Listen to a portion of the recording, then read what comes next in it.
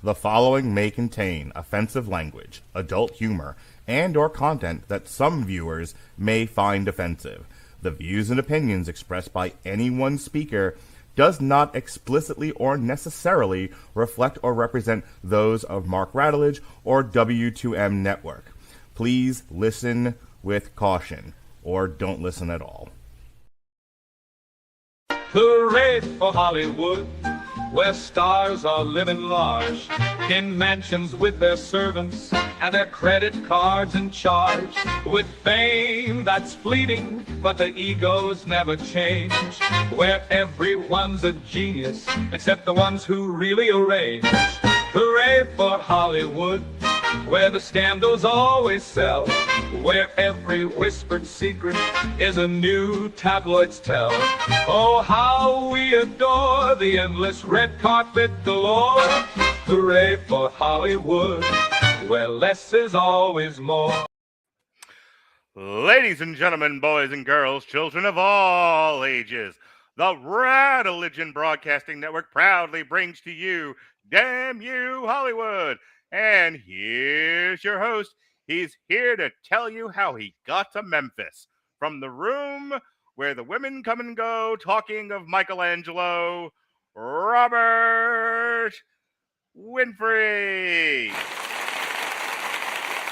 I feel like I should know that reference, but I don't. How I Got to Memphis is a song, and I've been obsessed with it because I just finished watching season 3 of The Newsroom for Thursday. Jeff Daniels and the guy playing Jim sing it with the in-character grandchildren of Charlie, who is Sam Waterston, and they sing it at his wake. It's sort of like a bonding moment. The room where the women come and go, talking of Michelangelo, that is from a poem that I read in high school. Huh. When we were learning about stream of consciousness, it's a line. Okay. It's like the love song of J. Alfred Prufrock, I think it is. Well, I was introduced to stream of consciousness writing, not via poetry. Mm-hmm. My teacher, my AP literature teacher, slapped down Hemingway and said, read The Old Man and the Sea and understand how the sentence structure works. And then that was followed shortly by his counterpoint, Faulkner, who does a lot of stream of consciousness. Yeah, But Hemingway is short, punchy sentences, and Faulkner is big, flowery language. Right. I just remember reading about that poem when I was in AP literature in 10th grade, and that line always sung out to me. Now, I thought the line was singing songs of Michelangelo, but it's not. There's another line about mermaid singing, and in my brain I transposed them. Yeah. The line is let's do it again. The line is from the room where the women come and go, talking of Michelangelo. And that line, and although a lot of the poem is nonsense, that line is repeated throughout the poem. So I wanted to do both. All night I've been chasing Erica around the house, pinching a button, going, "Tell me when you got to Memphis." And she's just like, "I watched the Gilmore Girls. Leave me alone, Masher. This man's annoying me." There is an art to nonsense that is so shockingly structured when you know what you're doing with it. There's an art to nonsense is going to be, written on the epitaph of the Radulich Broadcasting Network. Well, I mean that. Like, the difference between bad nonsense and good nonsense is, in fact, a weird structure that you never notice with good nonsense because it's good. Okay. There are people in the chat. I have them up here. There's this fella here. He says, "Hello, guys. What's up?" "Hello. I hope you get to Memphis." And Ronnie, "I intend to leave you in Memphis bound and gagged." Now then. Memphis. Ronnie still thinks you're lying about, cattle mutilation and cattle decapitation. Dying fetus, cattle decapitation, yes. Dying fetus. Yes. All those bands. I saw those bands live at the BB King's in Blues Memphis. Bar in New York. In Memphis, yes. That's how I got to Memphis, you see. I followed the decapitated cattle. Robert, what are we talking about? That tracks so much more than you might think. Well, tonight, everyone, in spite of our nonsense, we are going to structure it around Steven Spielberg's return to the big screen after a little bit. It's been a minute. The last thing he did was West Side Story, right? The last Spielberg. Yeah, the most No, the recent one apart from Fablemans. this. Hmm? The Fablemans. Okay, for some reason in my head that was before West Side Story, not after. But okay, so yeah, Nope. Fablemans. West Side Story is 2021. Fablemans is 2022, and then now Disclosure Day. Okay, so after the Fablemans, Steven Spielberg is back and he's brought us Disclosure Day.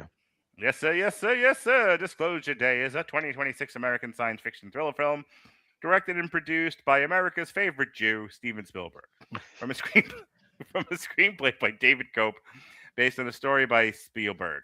The film stars an ensemble cast including Emily Blunt in her Minnie Mouse voice, Josh O'Connor, Colin Firth. 1 second, Mark, if I may, because Ronnie just said something I need to respond before he bows out, if possible. If you're still here, Ronnie, Spielberg's claim that this movie will make you question your faith only in the value of the cinema, not in any sort of like religious sense. Okie dokie. And Colman Domingo. Robert, this Mark? would normally be the time where we would have a pre-plot synopsis gab about Spielberg, about what he meant to us. When did you come to Spielberg? When did I come to Spielberg? When did we both come to Spielberg simultaneously? However, I don't want to do that. Don't be weird about Steven Spielberg like that. Okay, good. I have no faith in cinema. You'll be fine then, Ronnie. Don't worry about it. And he calls us cynics. Something that I would rather talk about instead, because Spielberg really just deserves his own podcast, and we could spend 2 hours talking about Spielberg across 3 films, across 1 film. But you and I really do need to sit down and do a director focus on him one of these days. It's going to be like a 5-hour podcast. We need to block out a whole day. Yeah. So that's why I don't want to talk about it. I do want to talk about this because this film, it's a central question about this movie. And it was something I thought about as soon as I left the theater, and my children asked me, they said, Father, they called me Father. They said, Father, what did you think of this movie? And I immediately began to think about when this country had enough discretionary time to consider matters of the celestial. And when I finally answered them, it was several hours later and they had gone home. But you called and woke them up in the middle of the night. I know the answer to your question. They were with their mother. They were like, stop it. We're trying to go to sleep. No, I was thinking about this because, early 20th century, we are, crossing over from the 1800s. We're dealing with World Wars I and II. We're dealing with the Roaring 20s, the Great Depression. Heady times, Robert Winfrey. A lot of stuff was going on. People didn't have time to really consider, are we alone in the universe? And, some did, but not many. Many were just trying to figure out how to get through their day and keep their families fed and safe. And then, the war ends, the second one, that is. The space race begins in earnest. We put a man on the moon. We put satellites in the air. And we have time to start considering aliens. And you can track our interest in whether or not we're alone in the world by the culture that it produces. And I thought about that because, I wonder how many times throughout the course of humanity, from, the Neanderthals to now, has man looked up in the sky and thought, aliens? And how much of that allegedly they built the pyramid, so there's a period of time when it was right here in front of us. So I'm going to throw it over to you and stop pontificating. But this movie did make me think about that. Like, how many times throughout the course of human history have people really considered and been fascinated with the concept of aliens? And how many times was the world such a wretched place, such a hard place to live, such a place that the vast majority of us are so put upon that we don't have time to consider aliens, nor would we be wondered by it. Your thoughts? I have a slightly odd perspective on this. You? Oh my God. That's how you got to Memphis. Never actually been to Memphis. I hear there's some black on black crime over there. I assume that's everywhere. Go on, sir. Much like anywhere you have 2 people of the same race, you will get that race on that race crime because humanity. lest I be accused of the casual racism, to go with Mark's casual misogyny. The two of us make one problematic person. But when it comes to like the ability of and like the reality of man looking up at the sky and wondering, is there anything else out there?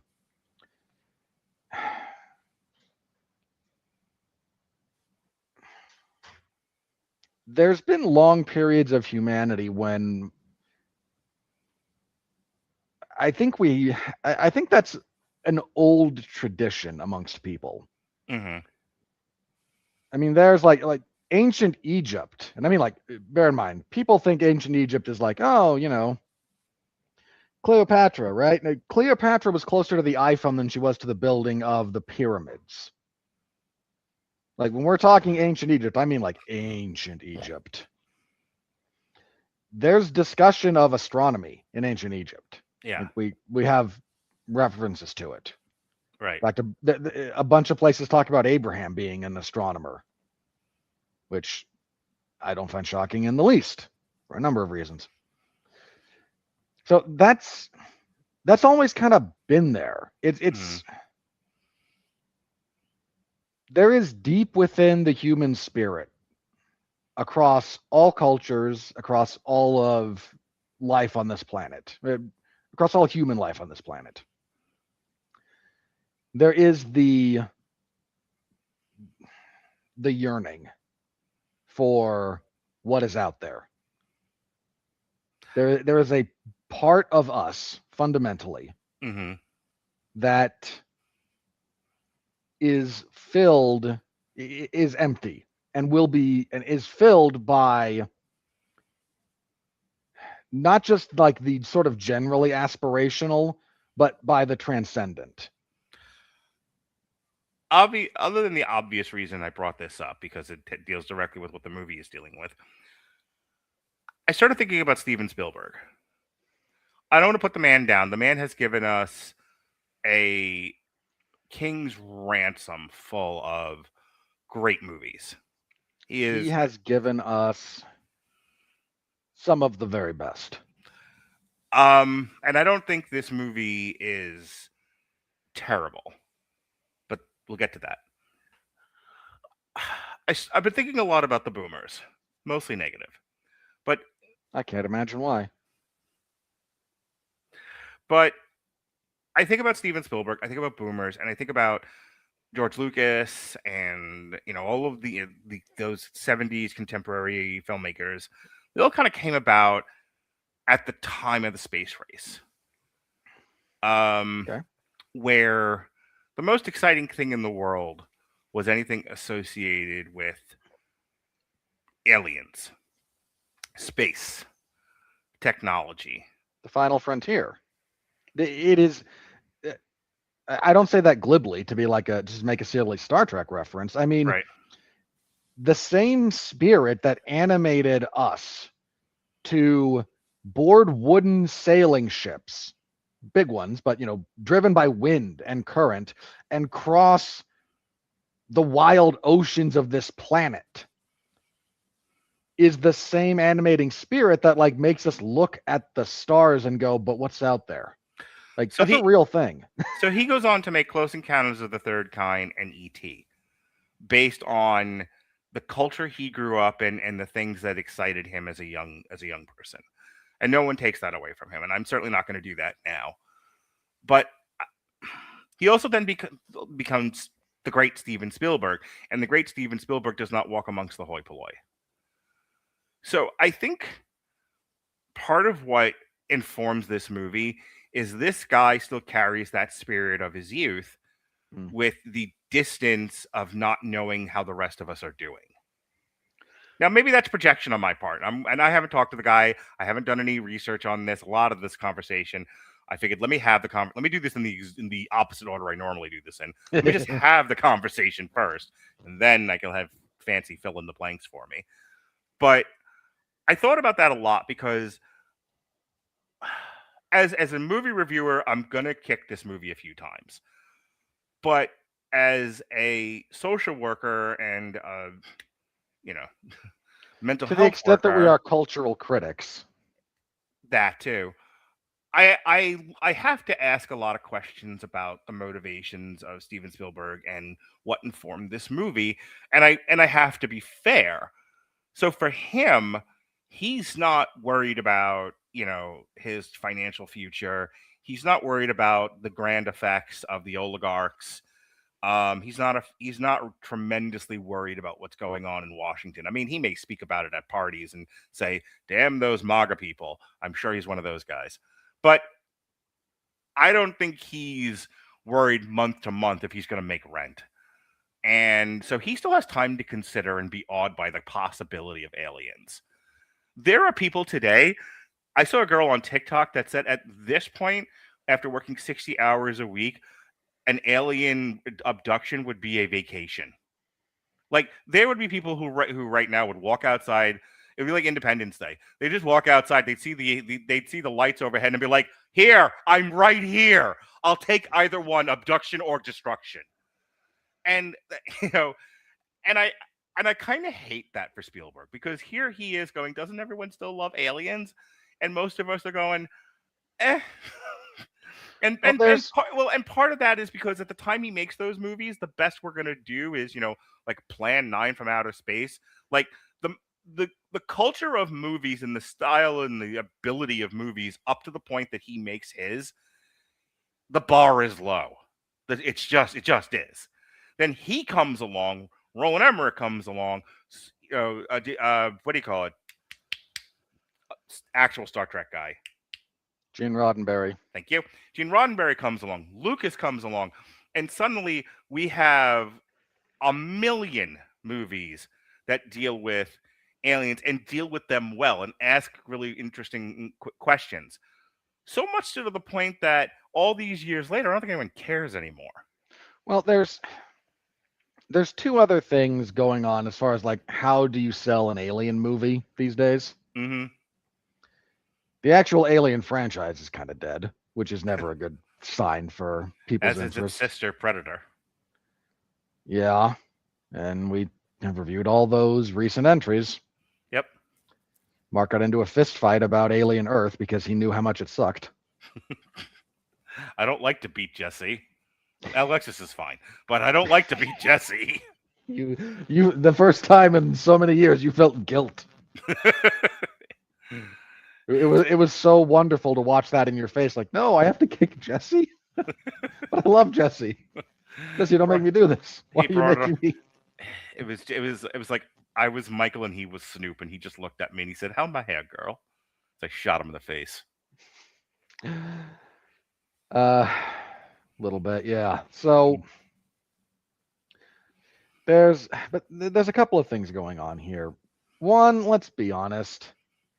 The government like straight up declassified a bunch of stuff related to this, and we all kind of went, "Oh, they probably are real," and then went on with our lives. Yeah. Like that. Hang on, before this continues, you have to know that in like the 100 years that have passed, we have like deep space telescopes and all kinds of technology that tells us what's out there. There'll always be some degree of mystery. The universe is rather large. But to the degree that we're like, what's out there? We kind of know what's out there now. Well, there's, if I may, in defense of that, there's two kind of things that go on in the discussion of, well, if there's life out there, why hasn't it reached us? Well, there's a handful of things. One is just the distance. Yeah. Like our closest celestial body is the moon, and that thing's like what, 200,000 miles away? Yeah. You think it's close because we've been there. Like, oh, it's there. Like, no, you travel at almost maximum velocity for a week to get there. Like, it's way out there. And then you start thinking, like, okay, so how close is everything else? Boy, distances in space are something that the human mind does not readily understand. If I may. Hang on. I'm going to make another point here. Well, I want to address that, and I can't if you go on to 50 more points. Sorry. In the science of Star Wars, it talks about the Luke and Leia twin problem. And that is, if Luke stays on planet for X amount of years, he becomes X amount of years old. But if Leia goes away for that same amount of distance, she doesn't age nearly. It's I can't remember like how the math works, but it's relative. It's two different ages. Yeah, it's two different ages because of the length of time it takes to travel in space versus the amount of times you revolve around the sun.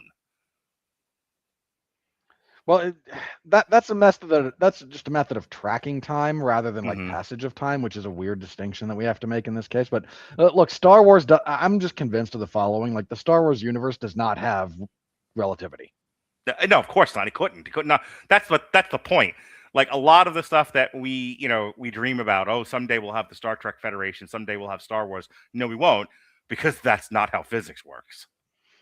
And by the time you generate the technology to fix the problems of physics that we'd be overcoming, the actual like impulse to go somewhere and do something is different because we'll have done so much here to have arrived at that point. Anyway, you know which movie actually handled that really well? Lightyear. But go on.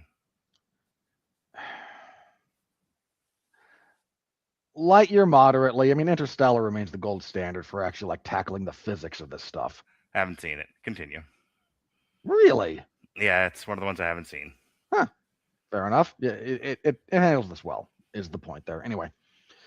So that is like overcoming the distance is a real problem.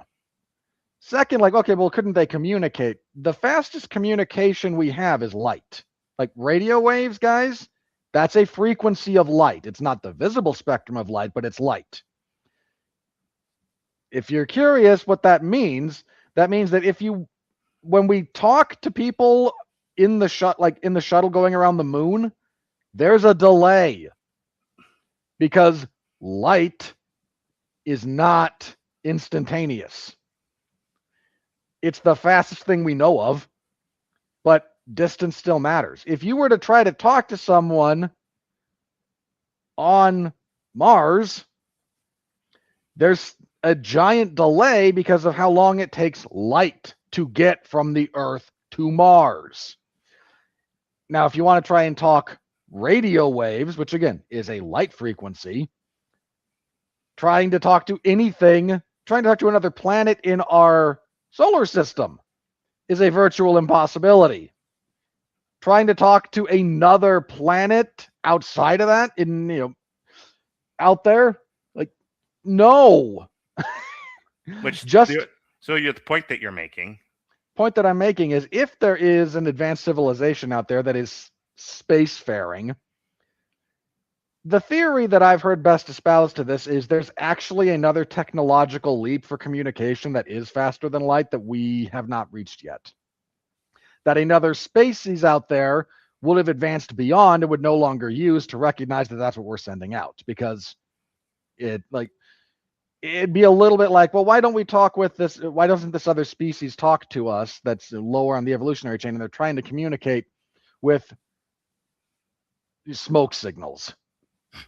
And we're like, hey, look, there's a fire. Like, we don't, it's so far beyond what we have that the pattern recognition isn't there. Anyway, so that's one of the theories out there about that. So point being, like, the animating spirit behind Are We Alone in the Universe, that's kind of gone from the zeitgeist, largely because it's been thought experimented to death. Yeah. We kind of do figure at this point that, there's probably something out there, but ... Consider all that, and consider not the like deep philosophical implications of that. Consider like they're so far removed from us that the odds of us ever interacting are so infinitesimally small that they may as well not exist. And we all shrug. The movie, and I don't want to get too far ahead of myself, but the movie makes a thematic leap, I guess, that religious belief is so fundamentally held by the vast majority of us that if you confront it with an alien incursion, it would flip everything that we know and love on its head. And we're well beyond that at this point. People are easily holding two beliefs in their hand: their belief in Judeo-Christian, take two, Judeo-Christian religion and philosophy, Islam, Buddhism, Hinduism, and whatever else I left out. Well, we're in a multicultural world. I want to make sure I got everybody. So my point is, you can have somebody who very much is a follower of the faith, reads their Bible, but is also willing to accept aliens. And this movie doesn't think that that's the case. I don't want to speak for anyone else here, so allow me to speak for myself. There's a weird quirk of my particular religion where, yeah, we actually do fundamentally believe in life outside this planet. It doesn't come up all that often because it's largely immaterial as a general, like, we don't talk about it because who cares for the most part. Like, what matters is, God, you're gonna get me on a religious kick, and I really don't want to do that because it's alienating Well, learn the to audience. self-edit. We've only been doing this 15 years. And you and I have never had like the serious religion conversation on air, so I'm gonna again, I just, not that it wouldn't be interesting, but I bring it up in this case because, like you said, it's a fundamental conceit of the film that, like, there's a bunch of people who, if given concrete evidence of extraterrestrial existence, would immediately go, well, clearly all religion is hooey. And I mean, you have Neil deGrasse Tyson, who has a tweet on repeat every like 4 years to say, if I encountered alien life, I'd wonder if they came from a planet that also denied science. And I have, at this point, I am forced to just state the powerfully obvious. Every group of people on Earth has, up until very recently, had a religious worldview. Why do we think another species on another planet wouldn't have religion? I mean that with all sincerity. Like, it's because a bunch of like pseudo intellectuals decided that the height of progress is moving beyond the need for a belief in the transcendent, which is such crap. So I brought all, for the audience sake, I brought all of this up because in order to truly appreciate this film, you have to go along with a couple of different things. One, that the belief in aliens is still a wowing experience. Two, that and the existence of aliens would make you challenge your own beliefs, whatever they are. Three, that this is still interesting. Four, that even though it's interesting, we still have to do action stuff. And five, that a conventional television broadcast could actually reach a number of people. Sure. More on that later. My point is, and I'm going to kick you into the plot synopsis after this, this movie is about 50 years too late. That's a bit of a stretch. I can tell you, when I get to my part of the critique, I can tell you exactly when this movie wanted to be. Sorry, 40. Because if he releases this in 88 or 89, it does blockbusters, and we talk about it today with the same kind of reverence we talk about E.T.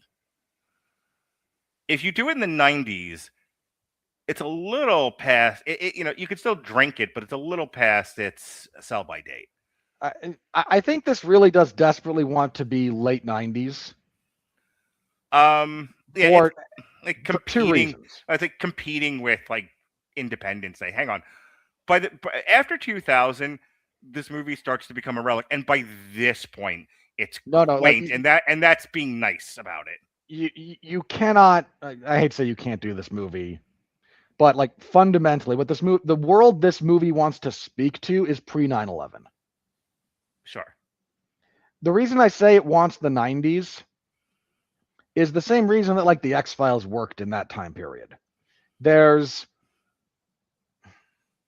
just enough distrust of governmental institutions for that to fly. There's just enough curiosity about everything, and there's just enough monoculture remaining for it still to speak. Yeah, I didn't touch on the amount of controversies and conspiracies that have been unearthed by this time. But by 2026, we now know everything we need to know about the Kennedy assassination, the Cuban Missile Crisis, crack in Los Angeles, and any other conspiracies you guys want to name. The moon landing. Hello, Gavin. No landing happened. Let's be fair. My point is, like, we're kind of running out of stuff here. And the modern conspiratorial landscape. This is why the Ryan Coogler's X-Files reboot is probably going to fall flat on its face. By the way. Oh Jesus, he's doing an X-Files. Were you not aware of this? No. Yeah, there's a new X-Files TV series in the work. Coogler's kind of godfathering it because it's like his mom's favorite show, which I respect. And Coogler is a mostly interesting filmmaker. I don't know how he's going to do like shepherding television, but because that's a different skill set. But I'm not going to begrudge him the attempt. I'm going to concede because I don't want to go off on a tangent. Okay. My point here is like the X-Files conspiratorial landscape is largely what the show was based. Like, watch the show, you'll get it. It's government conspiracies, extraterrestrial life, cryptids, and monsters. Like, that's the kind of stuff that in the 90s ran rampant because for a lot of reasons. The modern conspiratorial landscape is wildly different than what it was then. So now we're going to tell you about the movie just as soon as Robert tells you what happens in it and spoils it for everyone, which is what we do on this show. But everyone needs to understand that there's no way to watch this movie without having the disc. I mean, you can, but you could also just be a donut. There's no way to intellectually engage with this movie without having the conversation that we just had. That's why we had it. Robert? So, Disclosure Day follows a fellow who steals all the evidence of all the wrongdoings about extraterrestrial life on Earth. He swipes it from the facility, and he has it, and he rescues his girlfriend, and they get attacked by Colin Firth, who is the head of this. It's government adjacent. It's technically private enterprise, which I think was Spielberg's only conceit to the modern conspiratorial landscape. It's technically private enterprise that is adjacent to and attached to major government institutions, but mostly the military-industrial complex. Other than BlackRock, what was Dick Cheney involved with? That was on everyone's tongue for a while. Halliburton. Yeah. Okay. They're being chased by Halliburton. Go. Might as well. Yeah. So this is why they're chased around by a couple of FBI agents potentially, and a lot of people driving black SUVs and black Dodge Challengers or Chargers. Like that's what we got here. So he's stolen all this evidence at the behest of the dude from The Running Man. Not that dude from The Running Man, the other Colman Domingo. Isn't but him and Keith David are in like everything now. And I'm starting to think that it's actually the same guy and one's just a clone of the other. They're pulling a Prestige. So he's doing this at the behest of Colman Domingo, who has a plan. And our first protagonist goes, I've got all this. I should just dump it online. And Colman Domingo goes, no, the movie has to happen.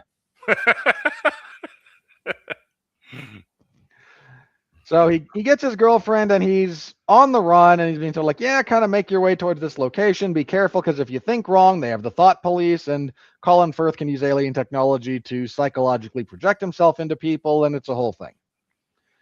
At the same time, we have Emily Blunt, who's hanging out with Wyatt Russell, who is done very dirty in this movie.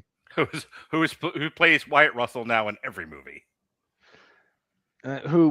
I'll yell about it. And she is a weather girl for the local news radio station, the local news station in Kansas City. I assume Kansas City, Missouri, but don't quote me. Anyway, she is the weather girl there, and she's got a degree in journalism and is flighty and a little bit weird. She gets approached by a cardinal, not a Catholic. The bird. It's an important distinction for this movie because it could go. I kind of wish the bird had flown in and turned into the Pope. The Pope's from Chicago. He wouldn't be caught dead in Kansas City. Bird shows up and activates her latent psychic powers. And she then starts being able to look at people and know things about them. She used this to get out of a speeding ticket, which tracks. She then starts speaking the alien dialect on air. This gets out on social media, where our resistance group finds it. And Colman Domingo goes, "Yay! The passenger has awoken." And John has a long mustache. And he sends the video to our first protagonist, who goes, "What's everybody freaking out about? She's just speaking English." And Colman Domingo goes, "This is getting out of hand. Now there are two of them." Laugh for my Phantom Menace reference, please. Thank you. And he goes, "Okay, we have to get the Keymaster and the Gatekeeper together." Okay, now you're just patronizing me. That one legitimately made me laugh. Oh, that was just such a weird laugh. I thought, okay, now he's doing a gimmick. No, sometimes it just laughs good. I laugh like a dope. If this movie were made in the 90s, it would, in fact, star Rick Moranis and Sigourney Weaver, for the record. God, I hope. And it would have been a much better movie. So she starts driving. She is being guided by the power of plot, basically, and intuition, around to get towards our first dude. Eventually, they get together, and her powers start manifesting where she, like, projects someone onto her own face. So if you look at her, you don't see her, you see this person. Preferably someone you've lost and loved deeply. And she then speaks truths to you that disarm you emotionally. This is the most feminist power trip in the world, by the way. "I will say to you that your father loved you, and you will fall at my feet and let me do whatever I want." That's what she does. And they escape. They get up with Colman Domingo. They take her through a trauma recreation, because this is a therapy speak movie, so that she can remember all the hidden power that she had when she and the other dude were abducted by aliens. And he understands math implicitly, and she understands us implicitly, and together they are the Wonder Twins. I don't know. And their goal is to disclose all of this to the world, because the evil organization has found a few live aliens and done really bad things to them, because Colin Firth is evil. Would be nice if he acted evil in the movie, but allegedly he's evil. This all comes to a head now that she has the power, and now they both have their full powers awakened. They go to the local news station, where Jeff Daniels is like, "The news matters." He's got a sign up on the outside, big cardboard sign. He's just running around with a guitar, hitting people with it, going, "That's how I got to Memphis." And they get to the news station. They do a big broadcast where she says this is what's happening. By the way, this is all set against the backdrop of, like, the week before World War III is going to kick off in Korea. Because the North Koreans are menacing the South Koreans, and the Russians are involved. Not the Chinese. We can't have the Chinese be involved, or the movie can't open in China. So it's the Russians. I hate this movie. Just so nakedly pathetic about that. So World War III is about to kick off, and then this one news station in Kansas City starts going, "We have proof there are aliens." And they have proof there are aliens. So naturally, every terrestrial broadcast in the world picks this up. Slightly believable. Everyone on the world, even those in the trenches preparing to go over the wire, pull out their cell phones and go, "I must watch this, because the news is important, Mark." Can't we just do the news? And there's all the evidence put forth, and then Colman Domingo has had traveling around in a box truck an honest-to-God alien who they wheel out on camera and delivers the profound message of "listen." That's it. That's the movie. All right. Now, let me tell you about this movie devoid of context. Let me start with Emily Blunt. Emily Blunt is one of the best actresses going today in most major motion pictures. Absolutely. It's unfortunate what happened to her here tonight. First of all, never let her do another American accent again. She sounded like Minnie Mouse through most of this movie. No, I That's understand. a bit much. Now I understand they were kind of her character was kind of a dipstick, but between her being a dingbat and then the Minnie Mouse voice, and then she's this all important character, I had a hard time taking anything she said seriously. You brought up just a point of fact. You brought up the way what's his face Wyatt Wyatt Russell. Wyatt Russell gets done dirty. When you're if you well, want hang on. that So hang on. When you have an omniscient audience, an audience that knows everything that's happening in the movie that the characters don't know, it's really easy to look at what he's doing and goes, bad boyfriend. Folks, I don't know if you've had someone with Alzheimer's or dementia or having a nervous breakdown or schizophrenia episodes or schizoaffective disorder. It's fucking scary, and those people are very committed to what they believe, and they are very sick. Yeah. And he reacted appropriately. How the fuck would he know what's going on with her? No, when I say he got done dirty, it's not the problem is that like the movie takes the position that he's being terrible. Right. And that's because again, we have an omniscient audience, like you said, when in reality he's not. And I don't think that character, this is not like I'm not stumping for Wyatt Russell as a human being. I'm stumping for this character being done very, very poorly by the writing. Yeah. Cast anyone in that, I'm going to come away with the same opinion.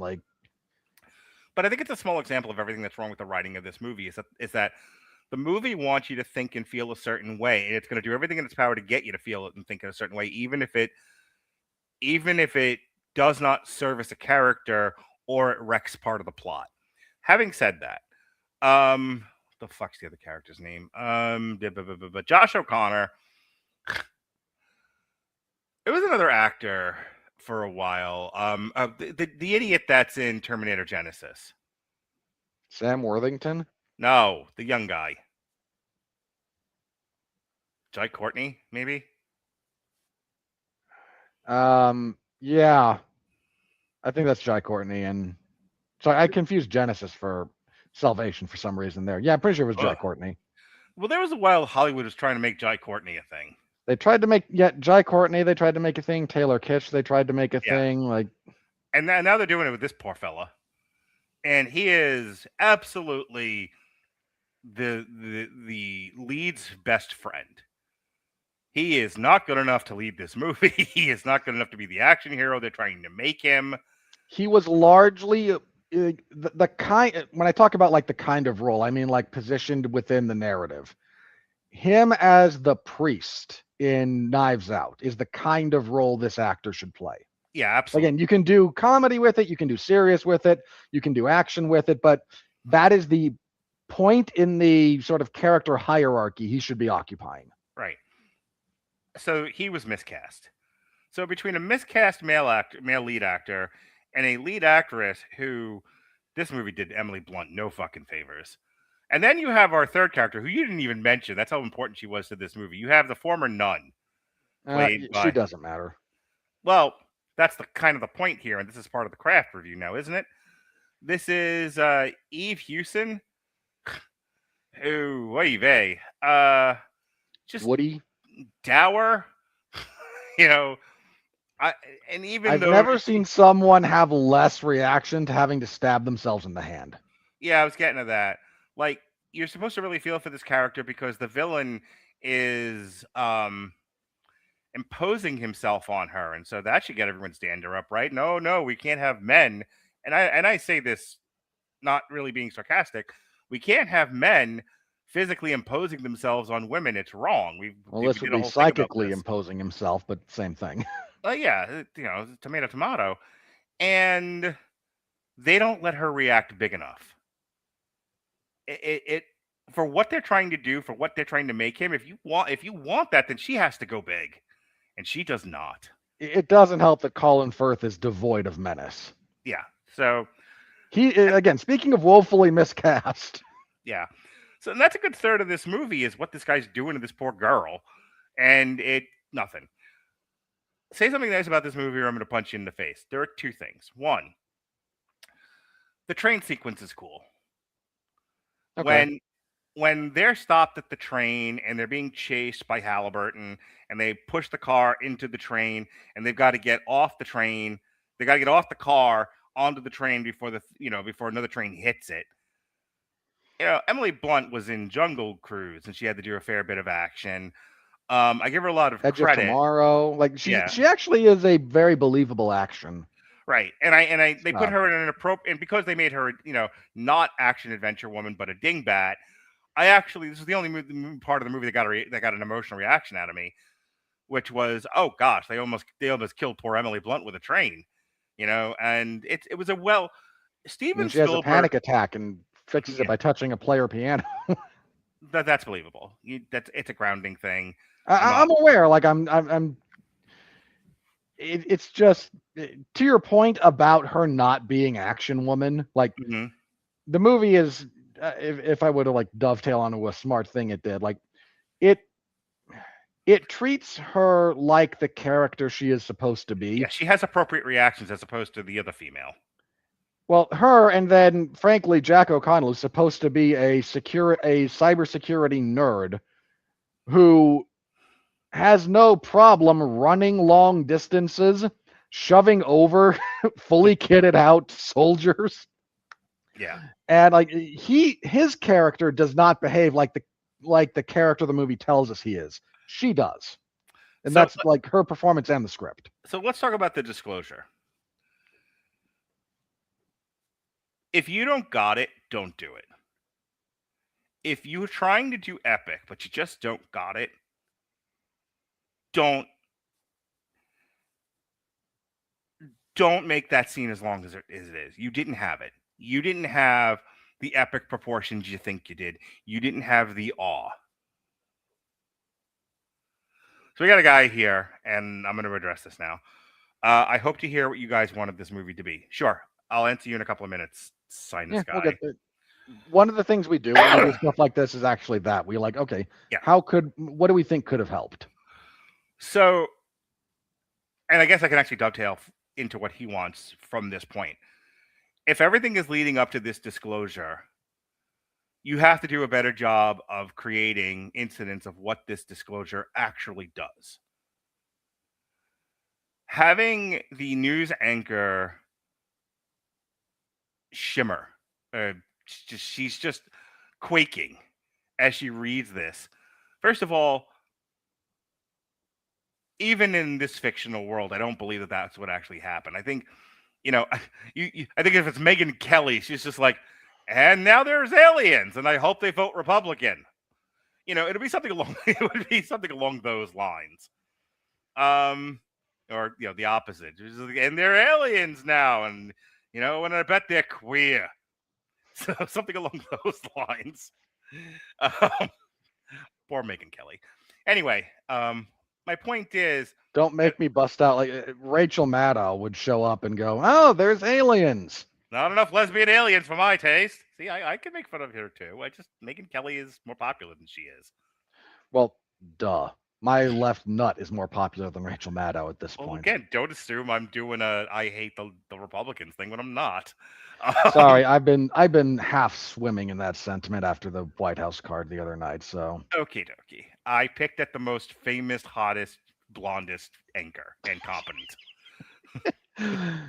What we needed to do was at the end of this movie just have a double feature with Bombshell, but change the ending of that to go along with it. Woo! All right. Anyway,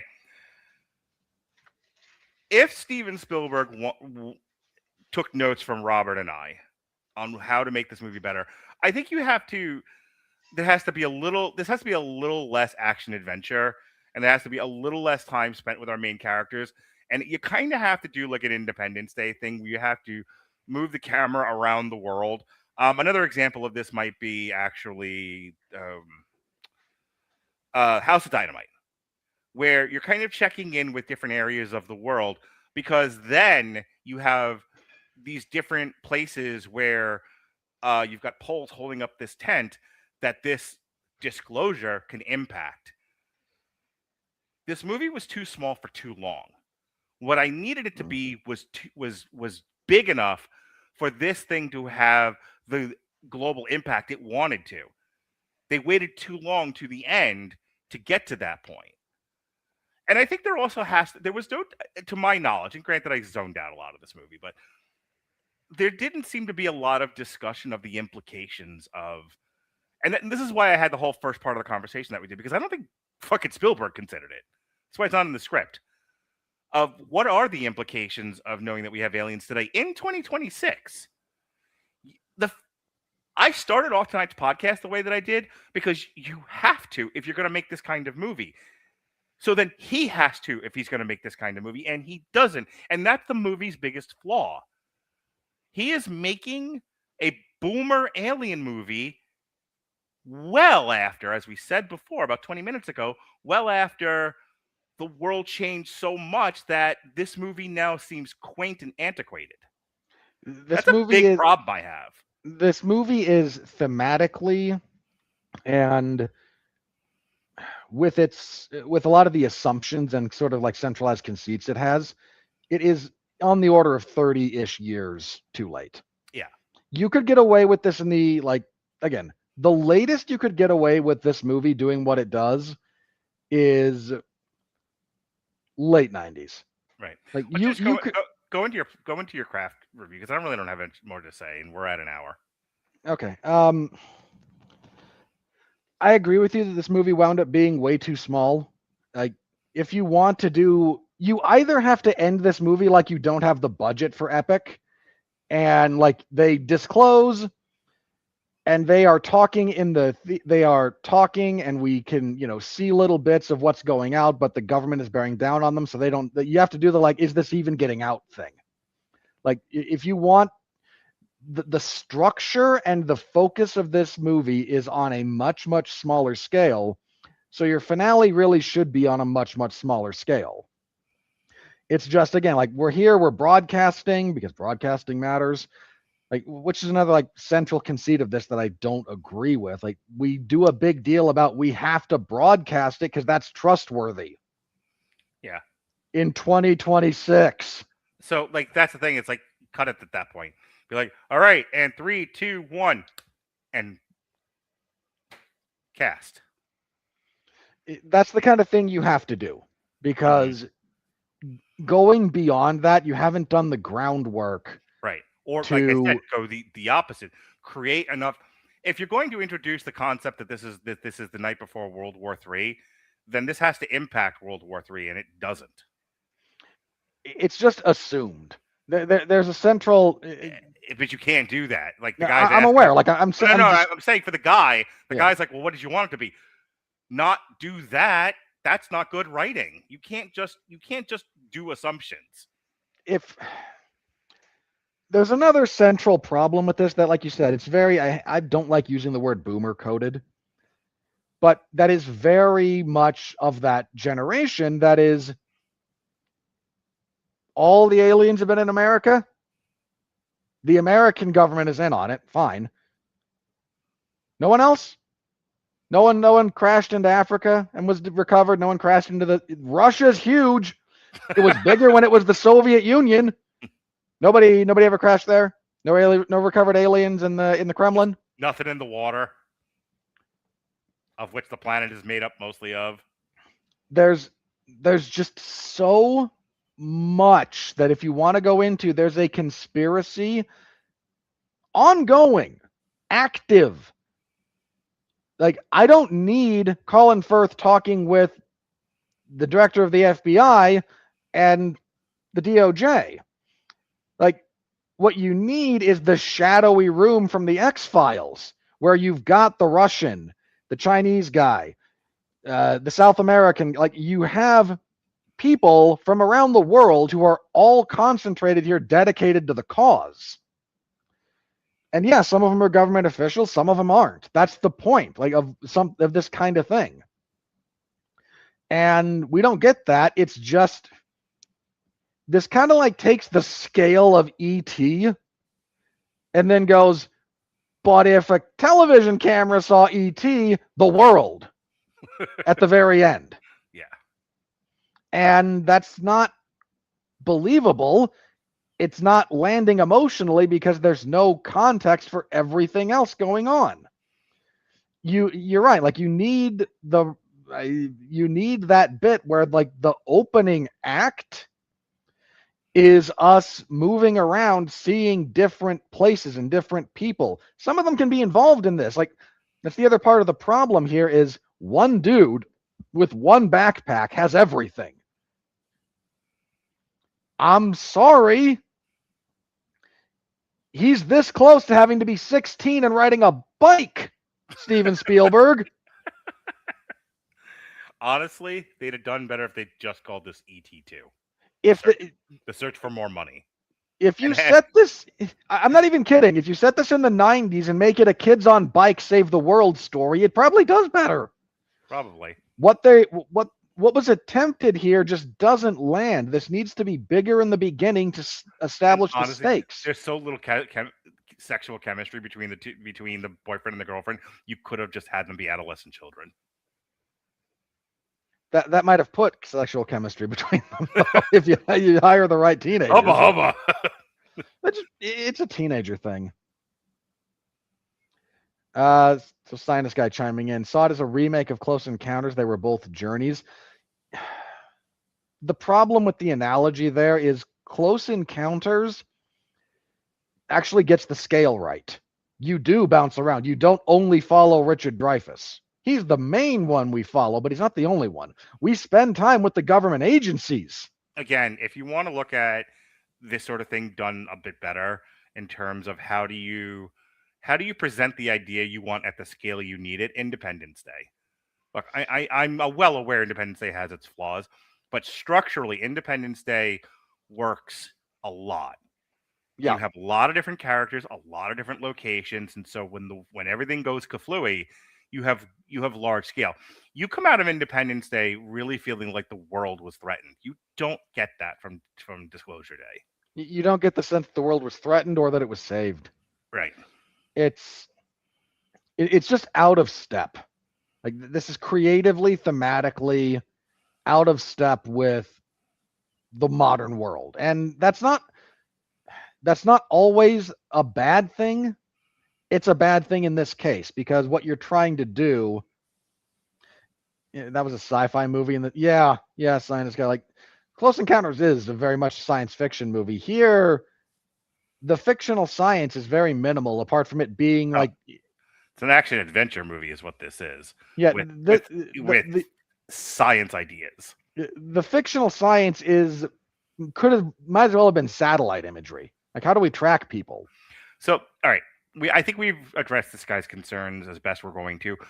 Can you just stick strictly to your craft issues and then let's get going? 2.5 hours is way too long for this movie. So that's a big problem. I didn't love any of the performances. I don't understand why they decided that what's going to be messing with Emily Blunt's character is I'm worried I have Parkinson's. Like, if she's worried about her mental, she needed to be worried about schizophrenia, given what she's doing and what that's supposed to do to her character and her self-perception. Like, because her big breakdown at one point is like, I need to remember who I am to me, not who I am as you or anyone else. And like, you need someone then who has struggled with their identity throughout the course of the movie, and she hasn't. Apart from like the only line she does about like complaining about what she's doing that works is when she doesn't want to look at Colman Domingo because you're the guy who knows everything, and I don't want to know everything right now. This is where I would assume Steven Spielberg doesn't really know enough about schizophrenia, but he's a lot closer to like Parkinson's than not. And everybody thinks schizophrenia is crazy guy with a knife stabbing people. Let me tell you how many schizophrenics I've met in my lifetime being a mental health professional. 2. Like, I'm being facetious, but most schizophrenics, the most harm they're ever going to do is to themselves, not to other people. schizophrenia actually correlates very poorly with violence. Yeah. But he doesn't know that. But that's the to your point. That's what she's trying to deal with. But he doesn't know that that's what it's supposed to be. So he does the thing he does know, and that's Parkinson's. And it's not really what she's doing. Yeah. So that's a big misalignment. Do a couple of other positive things. Spielberg still too much early. Yeah, adult onset schizophrenia is a very real thing, but that's a whole other conversation. Plus, so I'm going to address this guy. I'm going to address this guy here. If she's paranoid about becoming schizophrenic, that's what she's going to default to when things start going sideways. Whether it would have necessarily manifested at that point normally or not, that's what she's going to go to. So that's where we should be emotionally with the character. Okay. Anyway, Spielberg still moves a camera better than anyone. I was good. You started to say it, and I was thinking of that man still knows how to swing a camera. There's so much modern filmmaking that is just designed around bland coverage that things lose personality. And Spielberg still understands production. But what I mean by that is he knows where things are in the shot. He knows how to move the camera around it. He knows what he wants to see. He knows what he wants to show you at any given point in time. And he knows the best way to do it. So, and that level of film craft in this is still top notch. The man still has his fastball in a lot of respects. It was also nice to see a movie lit properly, one that actually plays with shadow and space and warmth. That was a breath of fresh air, because so much of everything now is just washed out teals and flat lighting. Appreciate you guys. Thank you. So that was really nice. The action sequences are a little bit lackluster. I don't know why we spontaneously had O'Connell spawn a crop circle. That was an odd choice. Crop circles were much better used in signs, but are you muted? No. Oh, you're just lip syncing. Gotcha. You're just having a good time. I'm just singing signs, baby. So, again, there's several odd choices. It's too long by half. It's too small to have the big story. There's a lot of miscasting. I think Colman Domingo is well cast. Let me give the credit where it's due. I think he does a good job with his role. Colin Firth is miscast because the movie doesn't know if it wants him to be villainous or sympathetic, because he vacillates between the 2 points. His henchman is a non-factor who we're supposed to be scared of at different points in time, including him leaving with all the soldiers at one point. The attempts at tackling, again, what does it mean to actually prove we're not alone in the universe? Steven Spielberg wanted to comment on the nature of religious belief and is just doing it very badly. I don't know if that's because I don't know what his genuine religious belief system is at the moment. But the stuff he's trying to tackle here is odd, is not handled particularly deftly, and is, of course, limited to talking about Christianity. I'm going to be honest, if you want to say which major religions would have the biggest problem with the proof of extraterrestrial existence, I think most Christians aren't going to have a problem with it. No, that would be the Islam. Yeah, Islam is really the one that's going to... And I say that as not somebody who... I don't have the grudge that most of you guys do out there with our Muslim friends. But let's they're a lot further back on that particular number line than the Judeo-Christians. Look, the real problem that the Muslims and the atheists would have with the aliens showing up is the aliens are going to show up and be Christians. Do you have time to talk about our Lord Jesus Christ? Get back in your fucking ship.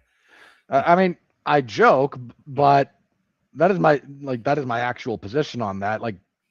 Christ is Savior and Lord of all creation.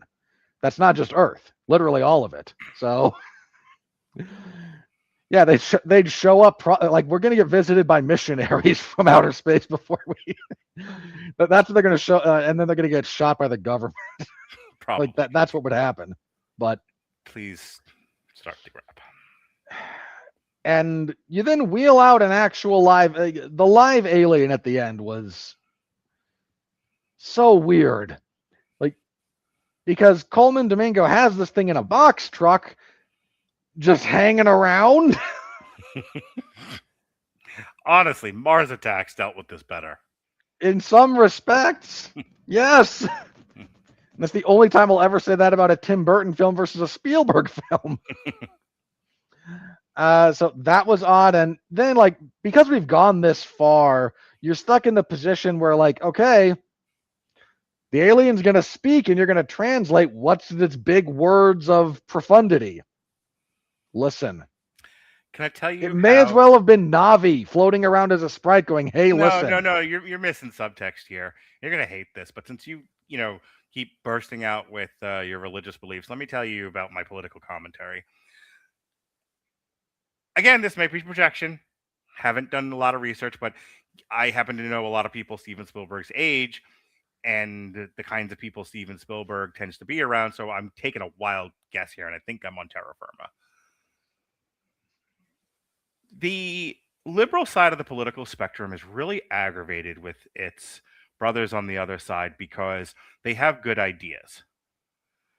And they don't get to do their good ideas because more often than not, they don't fucking win. And you kind of have to win to get your ideas pushed. And more often than not, they don't. They don't play the game very well. And some might say, but this shouldn't be a game. Yeah, I agree. Welcome to fucking the human race in adulthood. Get over it. And I'm not picking a side here. I'm just calling it as I see it. I'm John Madden. Let's play some football. The thing about most liberals is they think, and sometimes I know they're smarter than a lot of people, and they have really, really great ideas that nobody will listen to. And that's why the word at the end was listen.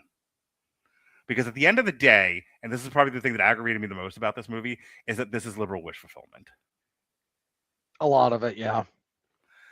That's why the word is listen at the end, because every liberal wants to take every conservative and shake the fuck out of them. And be like, will you please listen to reason? And in some instances, they're right. Mm-hmm. When it comes to climate change, they're mostly right. When it comes, when it comes to stem cells, they're almost all the way right. When it comes to a lot of things that are science-based, they're right. When it comes to, let's not push the entire sorry. Wait, is Miami underwater? Because I was told reliably by Al Gore that Miami would be underwater by now. I let you talk. Look, I don't. I'm being facetious because I don't actually disagree with you. Mm-hmm. Like, there's a lot of things over there that, yeah, they're like, would you please listen to reason? And there's a lot of resistance to that because a lot of it has been badly articulated. And frankly, there's also, you say there's a lot of good ideas on the left, and I don't disagree. There's a lot of bad ideas because for some reason, for some reason, the loudest ideas that come from over there are the ones that we all know don't work, that no one will just listen. Like, right. The fundamental purpose of the left-right divide is the left goes, here's ideas. And the right should go, okay, not those ones, these ones are good. And we move forward together. And it's just turned into the left going, but this idea, and the right going, no. Right. So often that the left has gone from some good ideas get shot down, and then all the bad ideas recirculate because for some reason we've lost the fact that these are bad ideas. So when the Spiro Agnews of the world are screaming, but I have good ideas, I'm smart and people like me, and the and the jocks of the world, the Nixons of the world are like, no, shut up. I mean, let's be fair. There are good ideas on the other end too, as well as very bad ones. There are. Let's be clear. But we're talking about Spielberg here, and I don't have to be fair and balanced right now. I'm not Fox News. That's fair. Okay, that's fair. So my point is that an old boomer making a space movie, what is he thinking about? And not to do a fucking biopsychosocial on Steven Spielberg. It's not my place, nor would it be professionally right of me to do so. But I can make some intelligent projections. And he's going, why did anyone listen to me? Listen. I have ideas. I matter. I'm not dying. Anyway, I'll give you the last word. Word. Listen. I swear to God, I'm so used to you. Good motherfucker. All right. You insisted it be one word. I figured I'd punctuate. All righty. I think we're done. Yes? Yeah, the last thing I wanted to say on this, I suppose, this is not the worst movie that Steven Spielberg's ever made. But he's not gone full Ridley Scott, but that's the or he's not gone full Scorsese or Ridley Scott, but he's trending that way. Yeah, I would not mind if he retired gracefully, unlike his predecessors, or his contemporaries, rather. All right, with that said, here comes the money. We're in the money. We're in the money.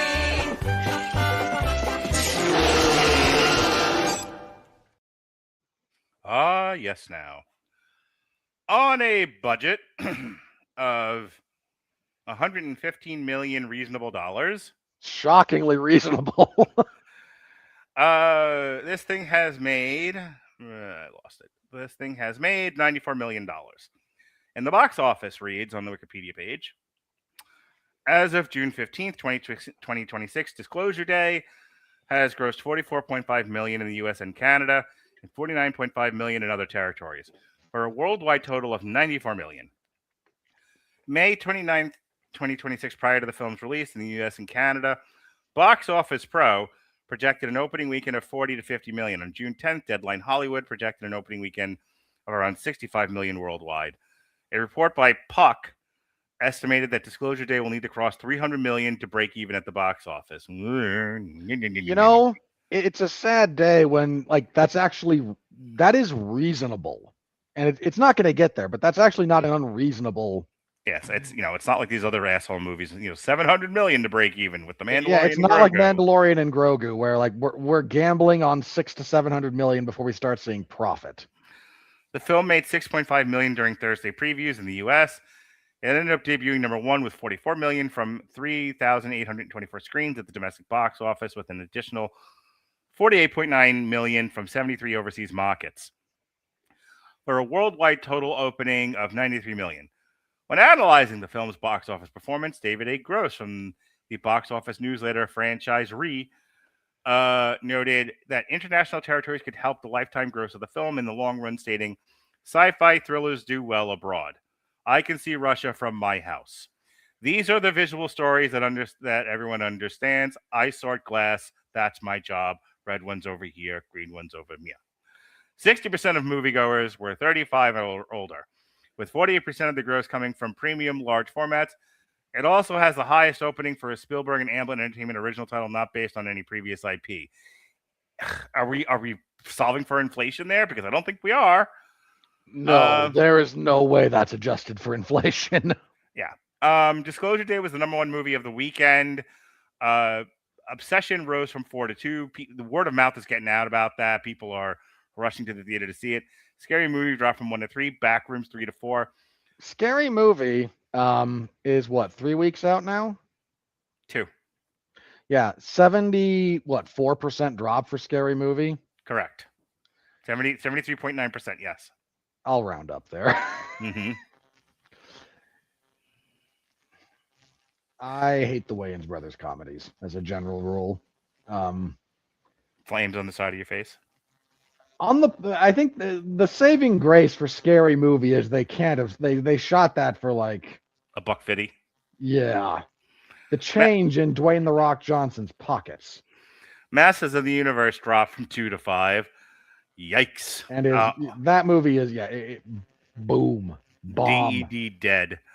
69.7% drop, so almost as much as The Mandalorian and Grogu when it had its second week drop.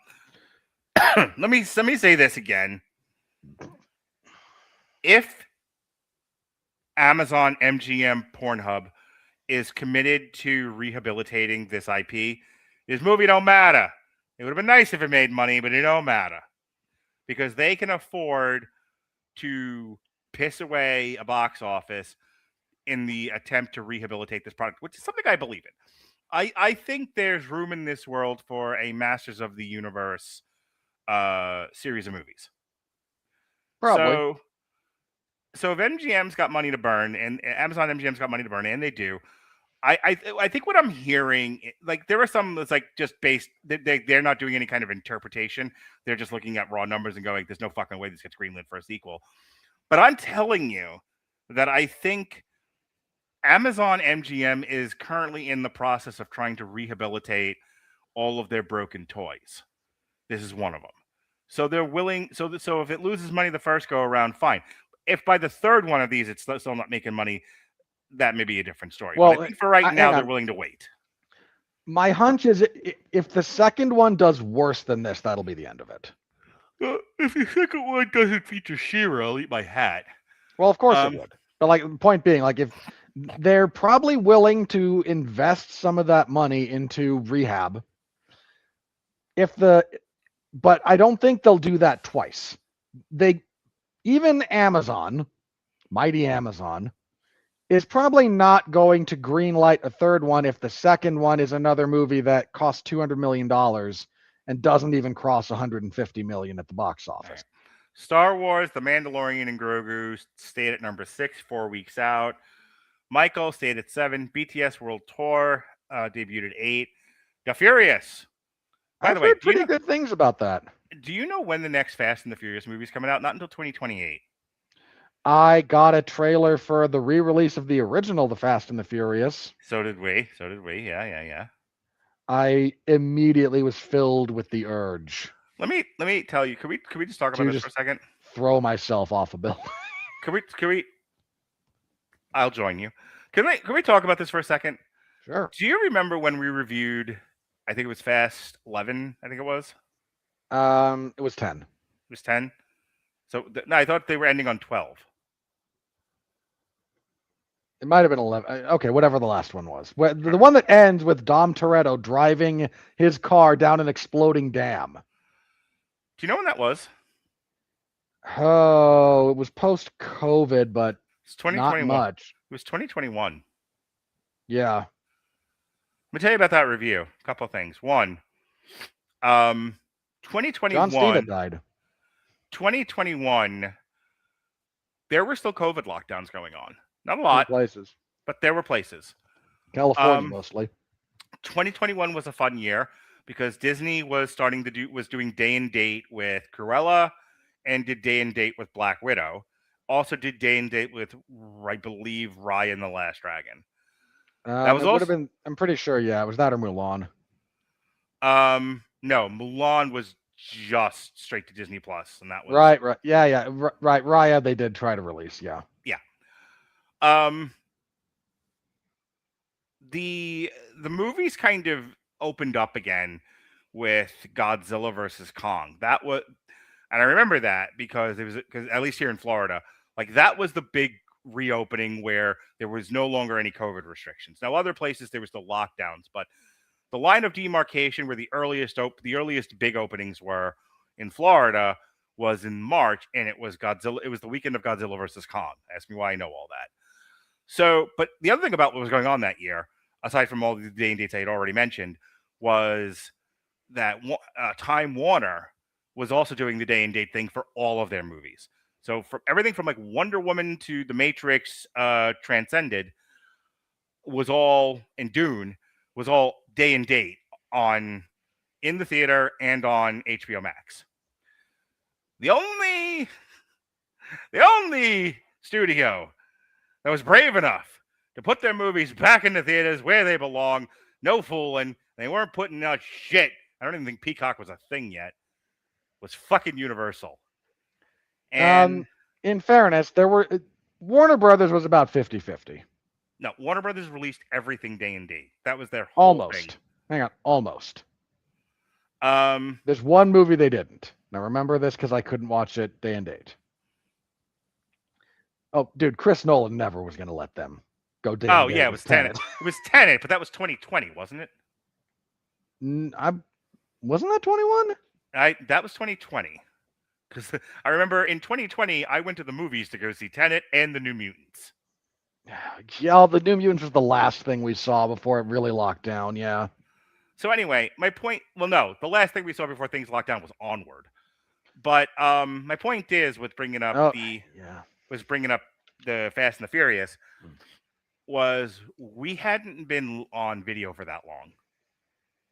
We start that in June. That thing comes out shortly thereafter. It's one of the earliest ones we did in this format, because prior to that, we were audio only. Yeah. I also remember that video because we had to do it during the day, because I tried doing it at night and we kept losing power. Anyway, 2021.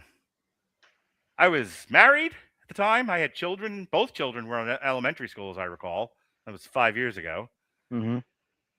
The world was different. Very. And Sort of. one could make the argument at the time in 2021, such as it was, that the Fast and the Furious franchise still had fucking cachet in the culture. By the time the sequel, but because it ends with a cliffhanger, the sequel it ends with part 1. Right. Comes out in 2028. It will have been 7 years, almost a fucking decade. We'll have had a second Trump administration, a new president by then. Like, what the fuck are we doing here? What? How did it take? They knew what they were doing when they did it. We won't have a new president by then, but we're having elections that year. So. Yeah. Sorry, my years are off. My point is the amount of time from 2021 to 2028 is a long time, Robert, and a lot happens, and has already happened. That franchise decided to sit out the Biden administration and the second Trump administration because it just couldn't handle the culture war. Good theory. My point is, how did they, when they were making the last one, did they not have this ready to go and a year or two later? Because even if you do the survive till 25 thing and you throw in the writer's strike and all of that, even if you're like waiting, like, well, there were 2 strikes, but yes. There was no reason this shouldn't have come out in 2023.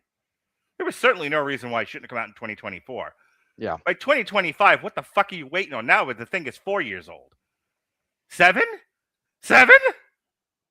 Why? I want a reasonable explanation, Robert Winfrey. It's going to be real awkward when Jason Momoa shows up and has a gray beard. In the same scene. Yes. All right. I just needed to point that out. Because I was like, hey, it's been a while since I had an old man moment while I was working the other day. Hey, were we supposed to get another Fast and Furious movie? They're waiting for the heat to die down on Gal Gadot. And we can't release a Fast and Furious movie now. What's happening in Israel? So anyway, moving on. Let's see. The Breadwinner dropped from 8 to 11 in its third week. As it should. And Stop That Train debuted at number 10. Promised Sky debuted at 34. Oh, Horizon 35. And that was the weekend that was worldwide. Still, only the Super Mario Brothers have eked past $1 billion. Michael is settling in at 934. Then we dropped 300 million. Yeah, there's actually not a huge gap between Super Mario Galaxy and Michael. Mm-hmm. And then we jump, down a small cliffside till we reach Project Hail Mary. Yep. And all the childless cat ladies have gone to see Devil Wears Prada too. You can't knock the hustle, Robert Winfrey. Women go to the movies, god damn it, and they all went and saw the Devil Wears Prada too, quietly, with class and dignity. There is no plot. I applaud the women of this world. They have dignity and class. There's no chance they watched that movie with dignity and class. They watched it wine drunk, but that's not the point here. Then we get the Chinese movie of Pegasus 3, and those are all in the 600 millions. And then we drop down the cliff face again. Let's see. Yeah, Star Wars and Star Wars: The Mandalorian Grogu is at 315. Obsession in the Back It's not Rooms. gonna beat Hoppers. Obsession in the Back Rooms are 8 and 9, and Wuthering Heights is still hanging in there at 10. So let's check in with some of our earlier movies that we have reviewed. Scream 7 topped out at 207. Scary Movie currently on the billboard at 172, number 16. Mortal Kombat hasn't beat the drama. I had to sit through Jason Teasley's lore dump for a movie that couldn't beat the drama. The drama. You are the one who decided that was the movie we were going to review that week, Mark. I am a slave to the schedule, Robert Winfrey. I understand. My point is, for years, I had to listen to all you bastages talk about this movie and who was going to be Johnny Cage and, and just arguing incessantly about Mortal Kombat. Couldn't beat the drama. That's how little anyone gives a shit about Mortal Kombat. Take that, fans. Okay, Disney. Thank you. Mortal Kombat 2, narrowly beating the Sheep Detectives. Let's see. Disclosure Days. Detectives will probably beat it next week. Disclosure Days in the Throple with Send Help and Lee Cronin's The Mummy. It will overtake them next week, but not sure about how much. The Masters of the Universe just having a hard time. Currently between Reminders of Him at 27 and Detective Conan, Fallen Angel of the Highway. Anything else of note? Bride. 55. Bride. All right. The worst movie I've seen all year. Still The Bride. I'm not going to do the low-hanging fruit of why do you hate women because I have Ronnie for that. I am going to ask you this. Am I not allowed to have my own opinions? And do you not know me as somebody who loves the weird, the strange, the odd? I do. You Okay. are allowed to have your opinion. Okay. Because I put out my TikTok on The Bride where I said it's not a perfect movie, it's not even a good movie, but it's such an odd movie, I can't hate it. And Robert Winfrey was like, I'm going to burn his house fucking down. That is not what I said. it was in the subtext. Okay, look. When you said that on Facebook, I said I would rather watch Psycho Killer than Christian Bale drop to his knees screaming, "Putting on the Ritz." Putting on the Ritz! I would genuinely Jonas rather... and I fucking tears. He didn't even know the reference, but he thought it was such a ridiculous thing. And then I told him, like, Young Frankenstein. And I had to explain it to him. And then we watched it again. We stopped the movie to watch the putting on the Ritz scene again because he had to know. He now had to laugh at it in context. I would genuinely rather rewatch Psycho Killer than The Bride. May I do 50 words on The Bride? Hang on. Let me finish defending myself from your accusation I threatened arson.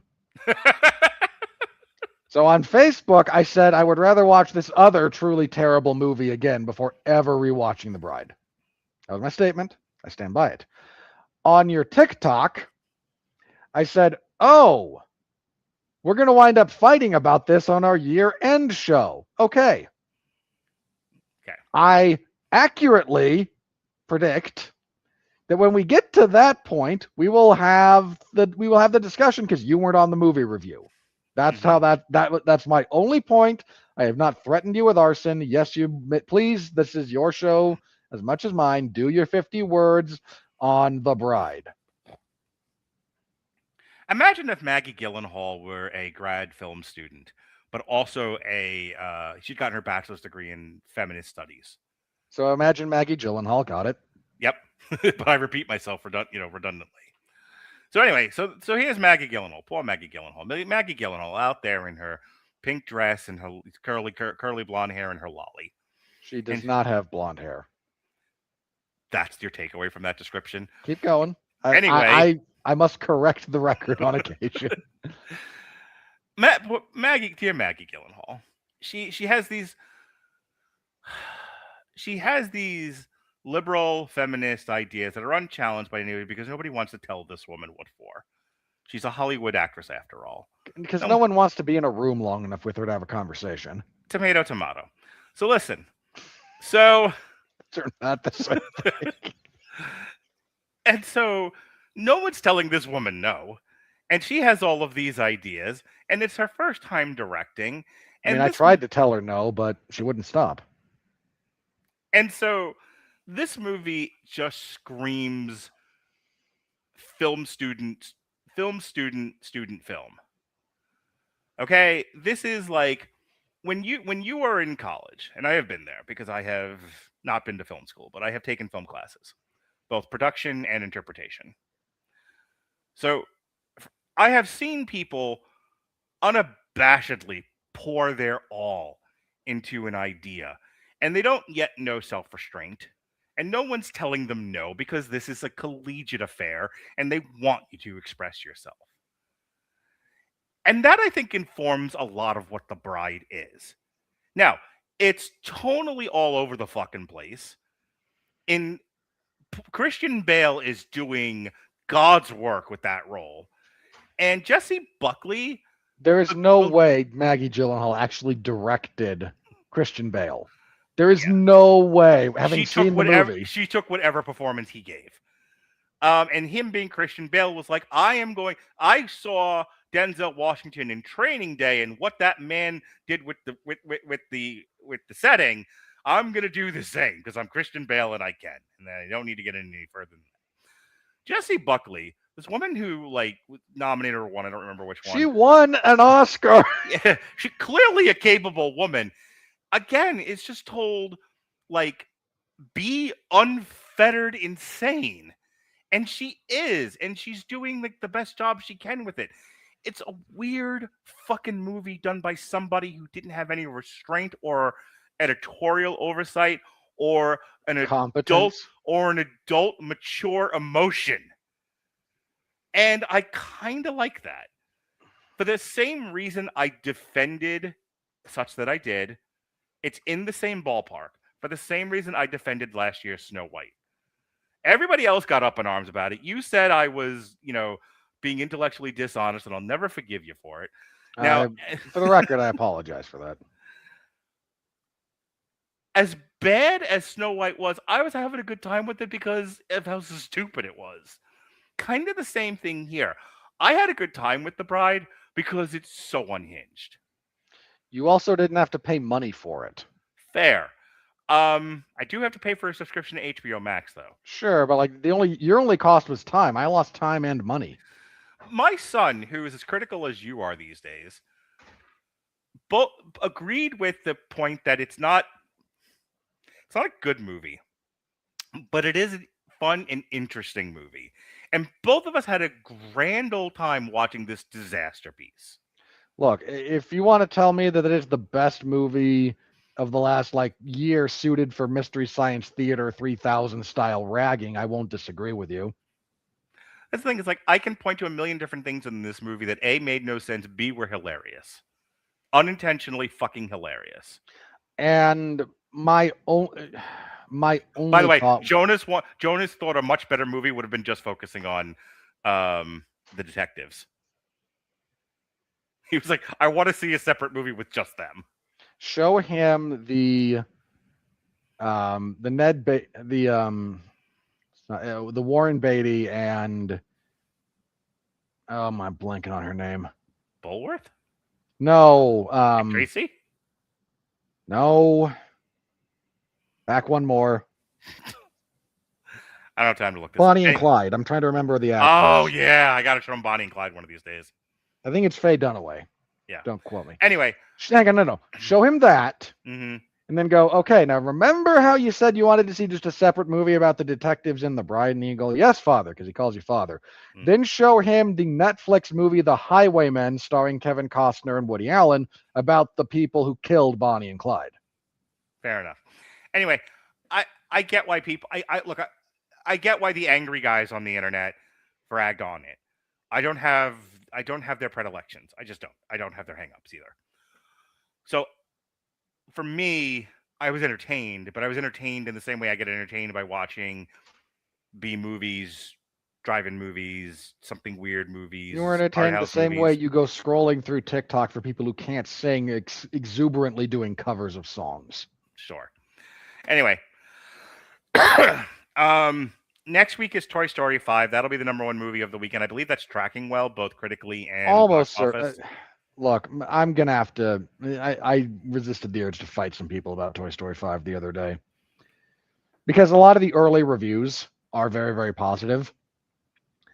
So much so that some people I know are saying, Toy Story 4 wasn't a giant flaming pile of garbage. And I am stuck going, yes, it was. Yeah, we will revisit It that was. next I don't week. care how good Toy Story 5 is. I hope it's great. I really do. It is not going to be so good that I retroactively go, Toy Story 4 was not every bad thing I said about it. I'm going to pull the transcripts. Hopefully they all load from our Long Road to Ruin. A very well received Long Road to Ruin, if I remember correctly, on Toy Story 1 through 3.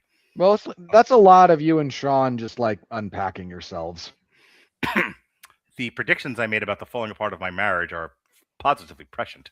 But yeah, funny story about that. So I'm talking about Jesse, and I'm talking about the whole thing about like putting your toys away, and and sometimes even if you love something, you have to set it free. And at the time, I wasn't necessarily talking about myself and Melissa, but then one of Melissa's friends calls me because she thinks that we're getting a divorce because of what I said. Had I only known a few years later that was the case, but I always thought that story was funny. That is somewhat funny. Self-fucking fulfilling prophecy is what it was. Anyway, Yeah, so are you from the future? I'm going to pull all the tape on that, and we'll discuss it at the top of the show on Toy Story. But that's going to be the number one movie of next weekend. Oh, yeah. I'm predicting a 60% drop for Disclosure Day. Probably about right. I don't think it'll go as far as 70, but I'm going to say 60. It's about right, give or take. I'm not going to disagree with you. And then we end the month with Supergirl, which is tracking to bomb hard. It and Master of the Universe are just going to be hanging out together. Yeah. And then Clayface comes out later this year for some ungodknown reason. That will probably be fine. Not great, but it's not going to have the giant budget. It's not going to have the. Where are we on the Warner Brothers sale? Are we just going through all the governmental stuff at this point? I think we're just waiting for like full regulatory sign off at this point. Okay. At some point, the good people, the godly people, the people doing God's work at Paramount Sundance will fire James. Huh? Skydance. Paramount Skydance, not Sundance. Sorry, it's Paramount Skydance. We'll do the world a favor. And I'm sorry, Alexis, I know this hurts your heart. I know this is me coming down on your God, such as you believe in one. But fire James Gunn.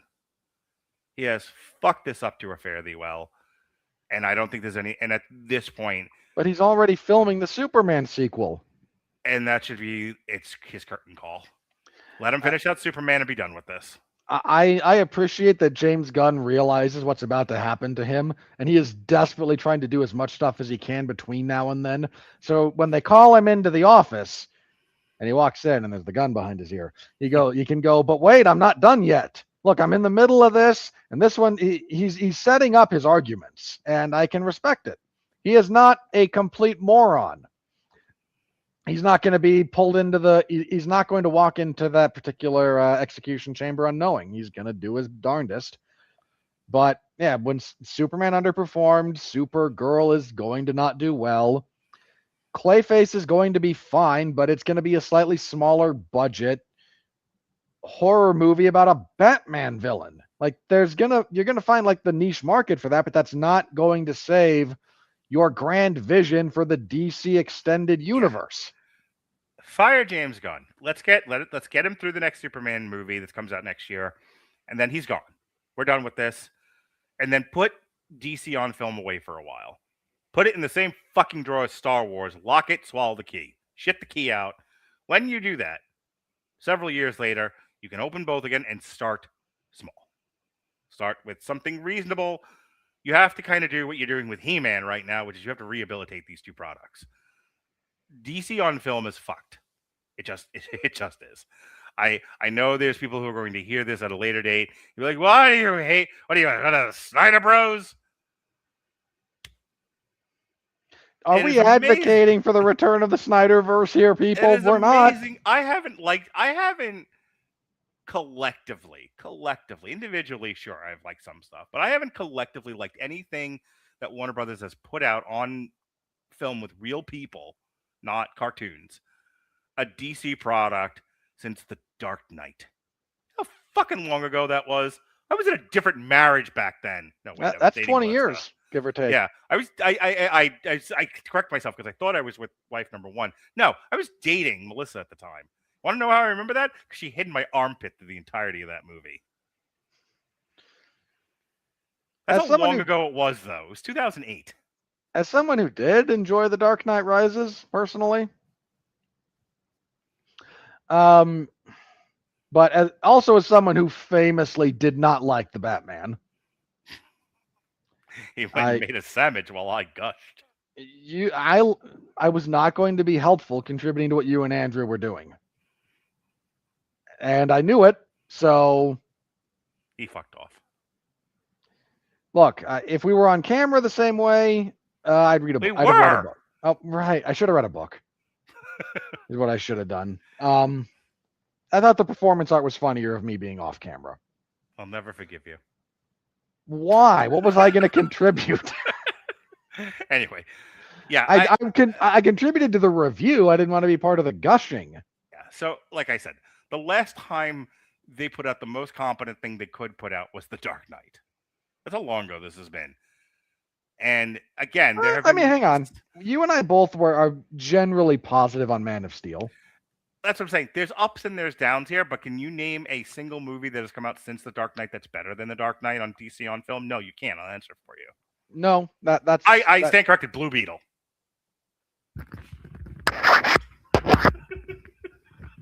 Good night, everybody. I like it when I say something and Robert has to reboot. I was waiting for your internet to catch back up. Yeah, no, I don't disagree with that. Like, I agree with you that there have been individual bright spots, but like, I don't think you can name a 2-film stretch. No. That just isn't a thing. If someone were to prosecute the both of us and look through the evidence of all of our reviews of DC, there were positive things I said. There were movies that I kind of liked, but a lot of it was like, this was good, this was not so good, and that was the same movie. There were things I said in defense of a movie because I think people were being ridiculous about it. Yeah. We famously went to bat over Man of Steel with Gavin about it, but they haven't made a better movie than The Dark Knight since The Dark Knight. And some might argue, well, The Dark Knight's exceptional. Maybe. But you're telling me nobody in Hollywood in a 20-year period could have made a better movie than that one? Get the fuck out of here. So well, you're going to get all the people who love the Batman mad at you for saying that, but again, I don't want to go down this road any further, but I will. Here's what I'll say: that I stood up and fucking cheered at the Batman. To your point, and if anything, that's an outlier, and it's not part of the. And it's not part of whatever the grand plan they have for the DCU is. It was one of these things where we're trying to make hay out of some leftover pieces of a Batman sequel. That was okay, no. I can tell you. I can actually tell you the last DC on film movie that was universally pretty much praised. Mm-hmm. It's freaking Joker. But again, another outlier and not one that's in the DCEU. It was one of those it was like their version of Black Label. Yeah, I'm not disagreeing with that, but that's the same problem with the Batman. That remains. You know what? Hang on. The movies we're talking about: Man of Steel, Batman v Superman, Wonder Woman 2, Flash, Black Adam, Blue Beetle, Justice League 4-hour cut. Those are the movies we're talking about here. So anyway, the whole point of us discussing this was they got to put fucking DC to bed. for a while. Like, let James Gunn finish off the second Superman movie and be done with this for a while and stop doing it. It's the only way you're gonna salvage this fucking this IP at this point. And that's even if it is salvageable, which I'm starting to wonder. I joked with you when you got on the call tonight. I think we were watching the demise of film as a whole. And I'm looking at audiences, and I'm looking at what my kids like, and I'm going to sum it up this way, and then I'll give you the final word, and that word has to be 10 words long. And then we're done. We're going to move on. My son argued with me today for a good 10, 15 minutes that there was no point to Spider-Man. Like, he didn't see the attraction. He's a 12-year-old boy. Do you mean like the character concept or the movie in particular? The character concept. Here's the thing. I don't think he's alone in thinking that. Probably not, but hang on. wow. But here's what he's saying, because then I had to kind of say it for him because he's just too dismissive. Spider-Man comes out at a time where there's not a lot of whole things like Spider-Man out there. So Spider-Man, in the crowd that it's aimed for, gets a big crowd, right? Spider-Man pulled through the years just gets more and more people because now it's familiar and people like it, yada, yada, yada. By the time you're a 12-year-old boy in 2026, there's so many things like Spider-Man out there. Spider-Man isn't special anymore. That's the point. That's the point he's pointing out, is that I don't need Spider-Man. I don't need something that speaks to me the way that Spider-Man spoke to my dad, because I have all these other things that speak to me. And he articulated, I think, something that a lot of kids are probably saying, but they're saying it like beep, bark, boop, bark, or TikTok. It helps that you raised an articulate and critical son. I fucking tried, man. So my last word on like the death of film. When Doomsday bombs. And I say that only because like they also spent, we did the math on this when they were talking about the gross national product of Uganda. Probably more. Like, I mean, we did the math on that. Like when we talked about, okay, they're spending this just on the cast. They're going to spend this on production.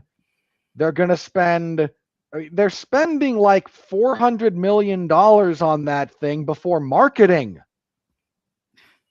That movie is going to need to make like $2 billion to be really profitable. When your underlying assumption for profitability is this has to be like the fourth biggest movie of all time.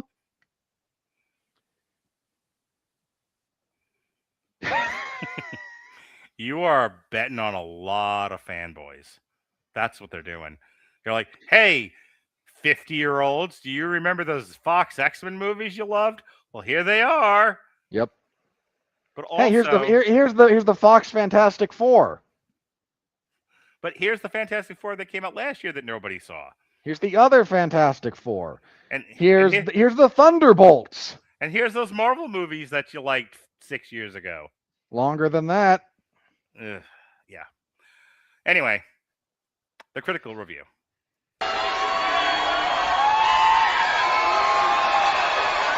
Are you ready? No! I said, are you ready? No, God! No, God, please, no! No! No! No! 81% on the tomato meter for all critics. Top critics, 78%. Verified audience is 72%. All audiences dropped to 61. Can I tell you something? There's a weird experiment you can do with Steven Spielberg movies. Show them to an audience, but don't tell them who directed it. I think if we ever do a Spielberg director focus, I want to do Close Encounters, E.T., and AI. If we do a Spielberg director focus, like, we can't limit it that way. It's going to be so we have to plan out you're going to need a spreadsheet for the logistics of our Spielberg review. First of all, we've done quite a few of them already. I know, like we don't have to. There's a bunch we don't need to repeat. But hang on, my point here is like, because when we talk about AI, artificial intelligence, there's a thought experiment that went around because everybody's like, this movie sucks. Show the same movie to those people, but at the end, the only thing you change is instead of directed by Steven Spielberg, put directed by Stanley Kubrick, Right. and watch how they change. Yeah. You could change not a single frame of this movie. At the end, don't put directed by Steven Spielberg, put directed by M. Night Shyamalan. Exact same movie, literally. Put that name at the end of it. This has a 12 from the critics. There are so many people giving Spielberg grace because he's Spielberg. A humanistic variation on one of Steven Spielberg's most revisited themes, Disclosure Day's breathless pursuit of optimism in an age of conspiracy gets its biggest boost from career highlight work by Emily Blunt. If you think this is the best work Emily Blunt has ever done, you've been hitting the head too much. You haven't seen anything else by the only thing you've seen by Emily Blunt is Jungle Cruise. All right. Joshua Polanski of The Rapidian. Agreeing with us. Disclosure Day is a boomer's hopeful, naive dream in the power of moving image-based media. Yeah. My mortal enemy, Michael Medved of The Michael Medved Show. I haven't done that Whose one. grave you will pee on. No, he's going to outlive me. Oh, you all will. A captivating sci-fi Don't thriller. tell me that. A captivating sci-fi thriller packed with expertly choreographed action, intriguing mysteries, and a standout performance by. Oh my God! With the stand. What is everyone just like? Does everyone get like a fucking dollar for if they just say a standout performance by Emily Blunt? There again, there's a bunch of people who know Emily Blunt is a good actress, therefore going, she must be doing a good job. Also, what about the mysteries were intriguing here? The future ex-Mrs. Robert Winfrey, Aisha Harris, a pop culture happy hour NPR podcast. If she works at NPR, I ain't marrying her. For all my cynicism, that's your takeaway. For all my cynicism and my feelings that this is a little too sweet and a little too mushy, I had a really good time. Good for you, ladies. You slept through the middle of this. Let's see. Nick Johnson of Vanyaland. An old man hopes for his grandchildren when he's not around. It's a prayer that they might glean the truth, learn from his generation's mistakes, and make a more just and honest future in communion with wondrous forces beyond his imagination. All right. You've described the movie. You have not reviewed the movie. I would tell you that a lot of these people don't know the difference. That is true. Chuck Bowens of Style Weekly, Richmond, Virginia. Disclosure Day is among the dumbest movies I've seen in years. Supernaturally dumb, debased dumb, filmmaker with carte blanche dumb. There is so much stuff in this movie that happens because plot. It's shocking. Steven Spielberg's third wife, Susan Granger of SSG Syndicate. That's not true.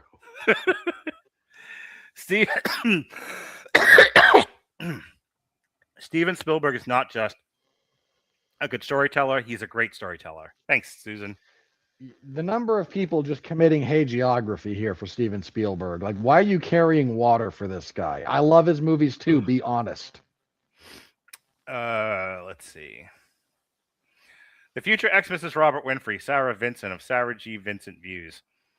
If you like Spielberg's alien shtick, you will love it. No, I do like Spielberg's other alien movies, and I don't like this one. But he fails to convey the sense of wonder that he feels about the prospect of extraterrestrial existence, and there are quite a few links missing in this chain. Partially cogent. Oh no, we're agreeing with Doug Walker. That always feels dirty. Internet pest, Doug Walker. Sex pest, Doug Walker.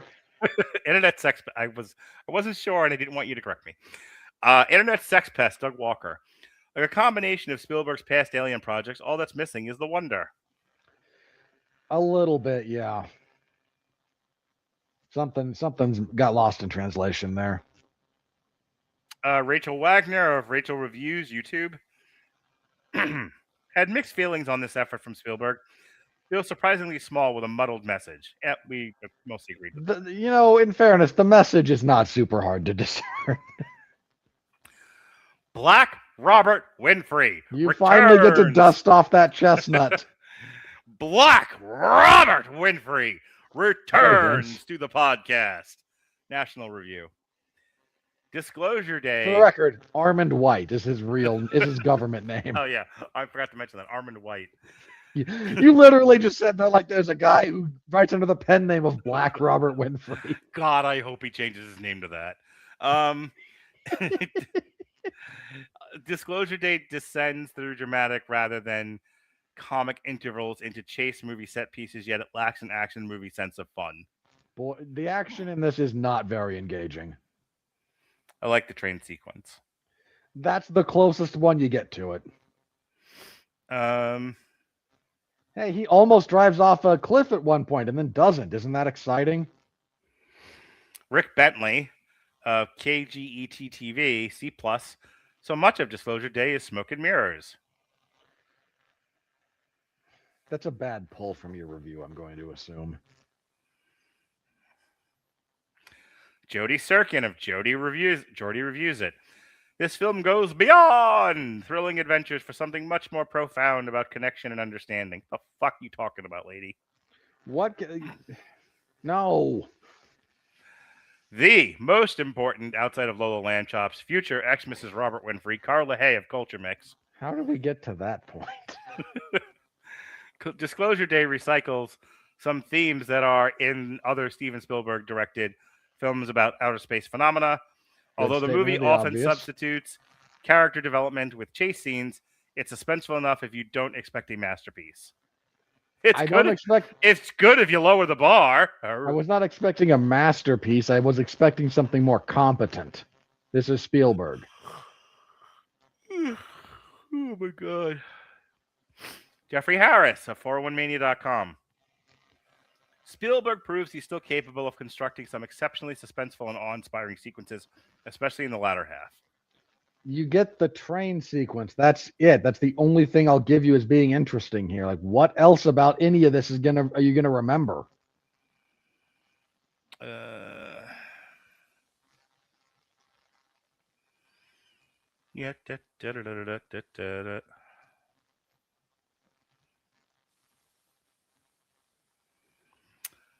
Karen Gordon of Original Sin, spelled with a C. Dirk.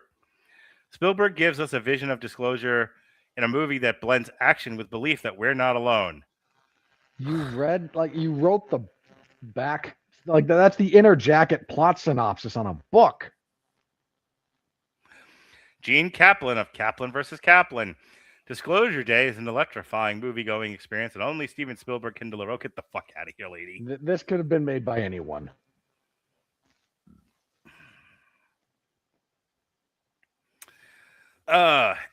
Amy Nicholson, Los Angeles Times. Decades after Spielberg unveiled his signature shot, a face amazed at wonders we can't see, he seems wearied by his awareness that today's moment of revelation would look like a person staring down at their phone. You know what? There's some truth to that sentiment she just shared.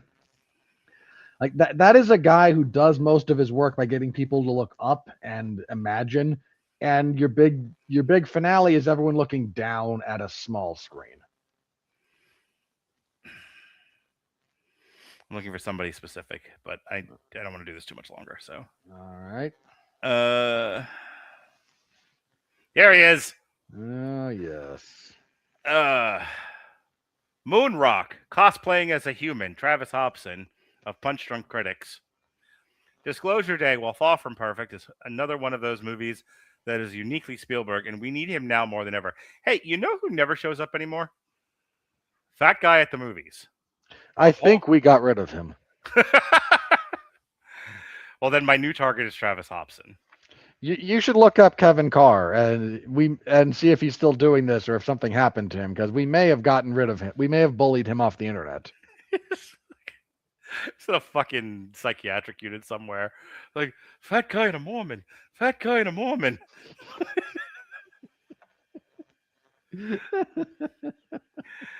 All right. Speaking of reducing, that's our review of Disclosure Day.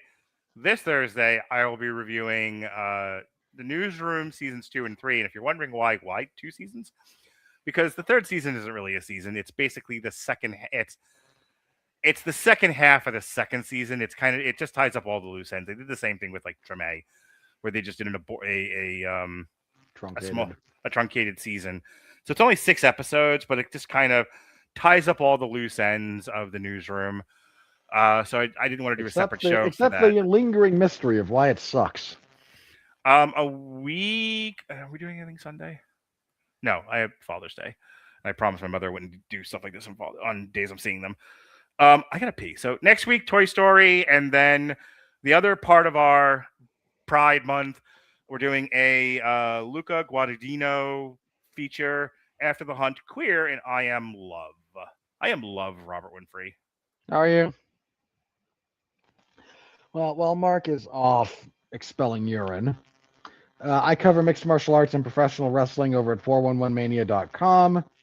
WWE SmackDown on Fridays, which has not been a good show for a while now, and this last week was no exception. I know it was not good because even the normal people who express their aggravation with me when I am critical weren't defending it. And I appreciate those people as long as their opinions are expressed coherently and intelligently, because I don't mind understanding the opposite point of view. When I say that was a bad show and no one comes out and says you're full of crap, I know it was bad. I had no UFC event Saturday because on Sunday was UFC Freedom 250. My full report is in the MMA Zone of 411mania.com. It was only 7 fights long.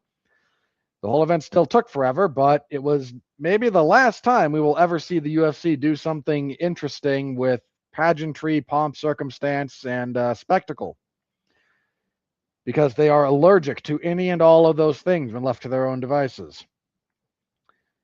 So, yeah, if you want a full in-depth breakdown, as well as me slowly losing my mind due to sleep deprivation, listen to the 411 Ground and Pound MMA podcast, which went live a little bit after that event wrapped, a couple of hours. I did have a couple of things to do before I could do that. But where I talk about the results and I talk about the production, some of the stuff I liked, some of the stuff I didn't. And I'm very sleep deprived by the end of that show because I've been awake for like 20 hours by that point. And I get a little loopy. So listen to that if you want. How you got to Memphis? So listen to any and all of that. Again, you can find my full report in the MMA Zone of 411mania.com. Justin Gagey finally climbs the mountain. Cyril Gahn deflates Alex Pereira's attempt to become a 3-weight world champion in MMA. And a lot of expected stuff outside of the main event, basically. So go give any of that. Again, you can read my report. You can listen to my breakdowns in the immediate aftermath. And this coming Saturday will be UFC Fight Night 279. We're back in the warehouse, going from pomp, pageantry, circumstance, and spectacle to the warehouse. Big shock. Where we will have a normal event headlined by a decent fight, actually. Manel Kape versus Kyoji Horiguchi. There's not a lot of supporting cast on that, but there's some. So go give, again, I have a full preview on the podcast as well, sort of. I've been going for like 2 hours when I got to the part where I was going to have to preview the upcoming card, and I just had to go through it quickly. It's like, that guy's going to punch the other guy. That guy's going to punch the other guy. That guy's going to kick the other guy, and that guy's going to bite his arm. Well, somewhat ironically, there is a fighter on the card who won a fight by disqualification because his opponent bit him in the UFC. Nice. It's Andre Lima. He then had the teeth marks on his arm turned into a tattoo. Classy. Well, he got bonused for being bit because Dana White felt bad for him. So he decided to commemorate that by inking forever on the inside of his bicep where that guy bit him. The MMA is full of barbarians. It defies conventional description. So, have you babbled about SmackDown yet? I already said it's just not a good show. Okay, great. And I know it's not a good show because even the defenders weren't arguing with me last week. Good. I have submitted something for a more like a opinion essay piece for 4-1 to potentially put up. So check that. It would be in the MMA Zone. If they choose not to publish it, I'm going to just word vomit it onto my Facebook page because I'm kind of proud of what I wrote, which I don't feel very often. And I'm sure it's excellent. All right, folks. Well, thank you. Condescending. Thank you for joining us here on damn you. I was going to make a joke about Neil deGrasse Tyson, but I actually don't know what show he ever did. So it was a botched joke. And I never botch a joke. Be well, be safe, and behave.